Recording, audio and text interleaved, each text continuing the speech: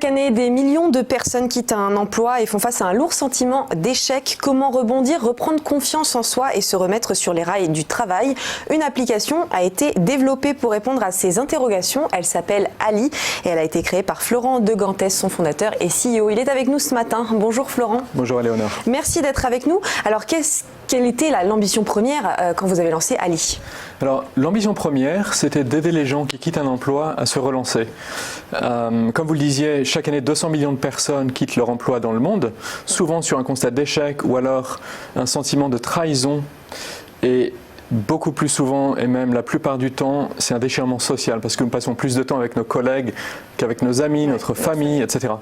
Et j'ai découvert ce besoin en commençant à réunir des communautés d'alumni d'entreprises, dont celle de Google.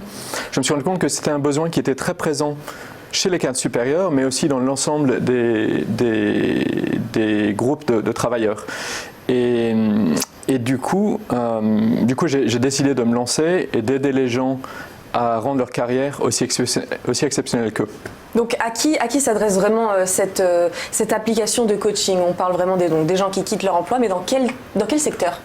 Alors, globalement, les gens que nous voulons aider, c'est les gens qui ont l'impression d'être bloqués dans leur carrière. Ça, c'est présent dans beaucoup de secteurs, dans beaucoup de types d'emplois. Plus précisément, nous avons remarqué que les gens qui nous utilisent sont les gens qui commencent à réfléchir à une transition, qui sont sur un constat souvent de ralentissement.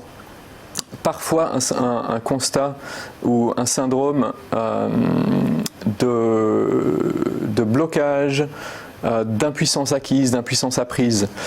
Et c'est souvent ce qui déclenche ce besoin de coaching chez les gens.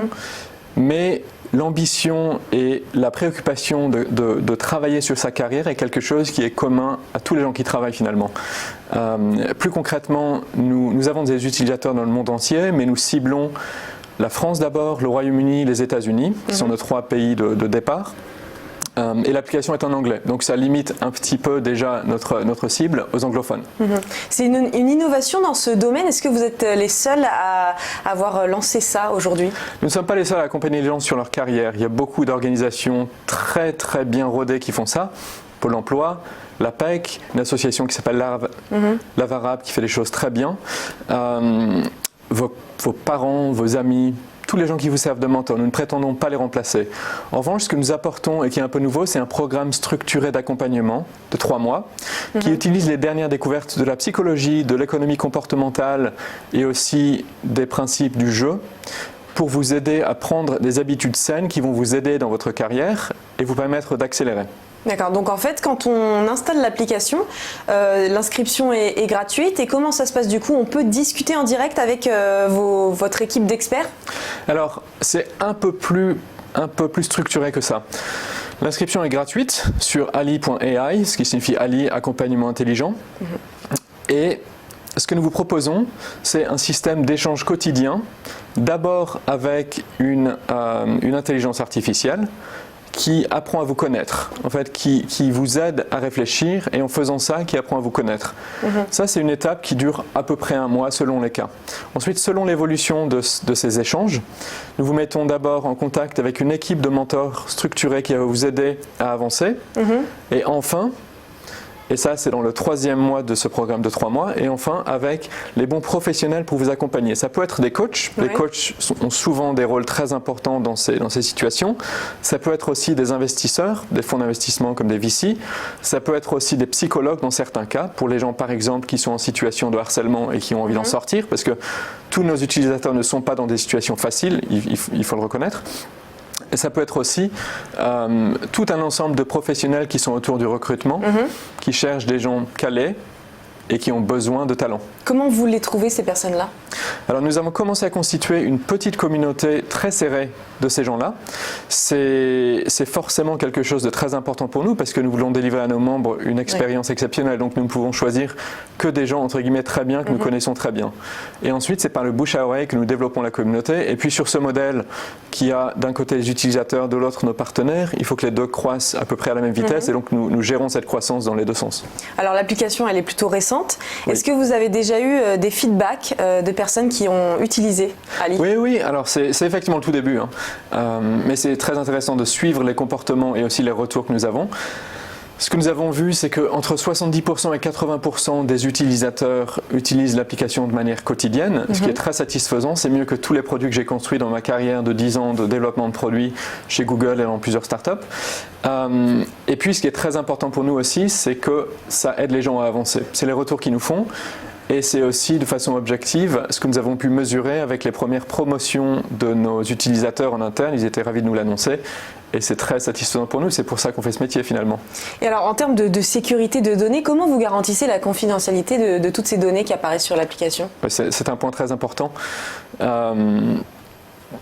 Notre responsabilité principale est vis-à-vis de nos utilisateurs. Nous les aidons à avancer sur quelque chose qui est très personnel. Et pour l'instant, nous avons eu la chance immense qu'ils nous fassent confiance, et c'est une confiance qu'on doit mériter à terme. Pour répondre concrètement à votre question, donc nous sommes une application construite avec le respect de la vie privée en priorité selon les principes de la RGPD.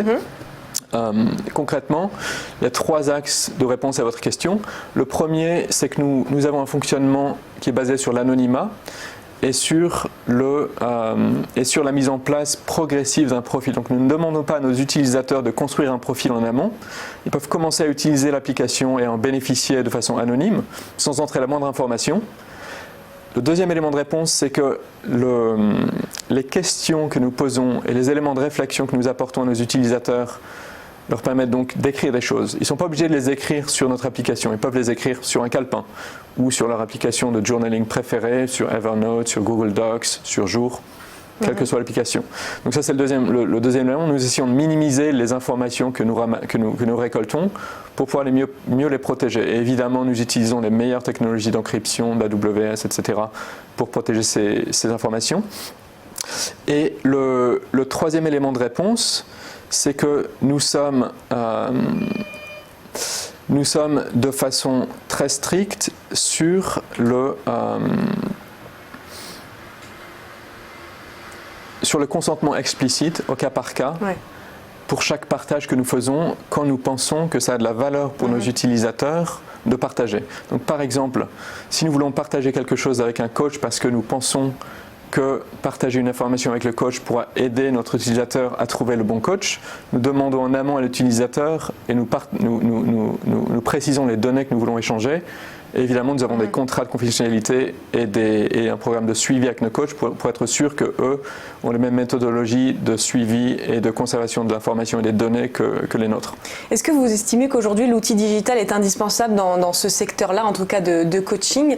Et pourquoi finalement, est-ce qu'on ne perd pas quand même un certain contact physique qui est aussi important, l'humain, dans ce genre de domaine ? C'est une très bonne question.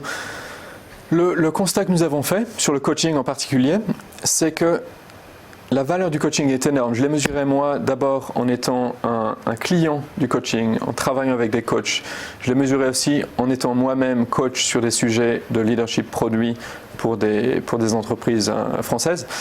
Et donc ça a une valeur énorme. Il y a un nombre croissant de coachs dans le monde, mais l'utilisation, la consommation des services de coaching est relativement stable. Ça veut dire que le besoin, qui est pourtant latent chez beaucoup de monde, et nous le découvrons tous les jours avec nos utilisateurs, le besoin n'est pas toujours exprimé. Ce que la technologie peut apporter, c'est 2 choses. Le premier, c'est l'anonymat. Donc il y a beaucoup de monde qui a besoin de ces services ou de services de psychologie aussi, mais qui n'ose pas se lancer parce que ça force à se révéler, ça force à s'ouvrir sur ses problèmes à quelqu'un qu'on ne connaît pas. Ça c'est difficile. Et le deuxième, c'est qu'il est très dur de trouver le bon coach.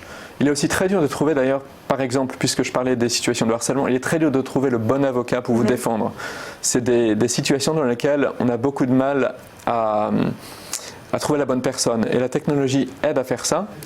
Parce que dans notre modèle, elle permet de commencer de manière gratuite et sans s'engager à réfléchir sur des sujets, ce qui permet ensuite de trouver la bonne personne par rapport à la situation dans laquelle chaque personne se trouve. Ça, c'est fondamentalement la valeur ajoutée, en tout cas, d'Ali. Quel est du coup votre business model ? Alors, nous avons 3 éléments de revenus, 3 sources de revenus. Le premier, c'est que nous demandons à nos utilisateurs de prendre un engagement financier une fois qu'ils s'inscrivent. L'inscription est gratuite. En revanche, pour bénéficier d'un suivi personnalisé, il y a un engagement de 99 € à prendre qui est remboursable pour les gens qui font leur travail. C'est ce qu'on appelle le principe de la responsabilité. 99 € sur quelle durée ? Sur 3 mois. Sur 3 mois. Donc, 99 € pour le programme de 3 mois. Donc ça, c'est remboursable pour les gens qui réussissent à faire ce qu'ils veulent faire. Donc c'est uniquement pour les aider à avoir un engagement qui les aide à suivre leurs bonnes habitudes.